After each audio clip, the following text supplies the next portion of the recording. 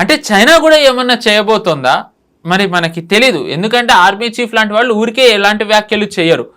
సరే మనం చైనాది కూడా డౌన్ ద లైన్ కొంచెం సేపు చర్చించుకుందాం. బట్ పాకిస్తాన్ గురించి మనం ముఖ్యంగా మాట్లాడుకోవాలి.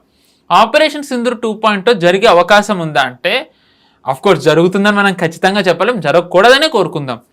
But hope for the best, prepare for the worst. So ఏంటంటే మన వాళ్ళు దానికే సిద్ధం అవుతున్నారు. ఎందుకు సిద్ధం అవుతున్నారంటే ఇప్పుడు పాకిస్తాన్ అలాంటి పరిస్థితిలో ఉంది. అంటే we have to hope for the best, Pakistan needs to prepare for the worst. Excellent, correct. But they are already going through the worst situation. అది ఇంకా దారుణంగా అవుతుంది. అంటే మనం చూసుకుంటే 1971 యుద్ధం అప్పుడు మనం చూసాం బంగ్లాదేశ్లోకి భారత్ ట్యాంకులు వెళ్ళడం, సరే ఊళ్ళల్లో తిరగడం. అది లిటరల్గా ఇప్పుడు పీఓజేకేలో ట్యాంకులు తిరుగుతున్నాయి. ఎందుకంటే సైనికులు కానివ్వండి, ఫ్రాంటియర్ కార్ప్ కానివ్వండి, వాళ్ళ లోకల్ స్థానిక పోలీసులు, కేంద్ర బలగాలు ఇవేవి అక్కడ ఉన్న నిరసనకారుల్ని వాళ్ళు అదుపు చేయలేకపోతున్నారు.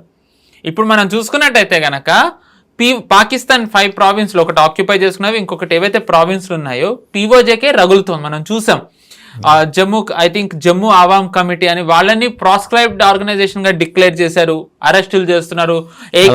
తల మీద వెలకట్టింది కదా పాకిస్తాన్. ఎస్, AK-47 తోని కాల్పులు చేస్తున్నారు నిరసనకారుల మీద.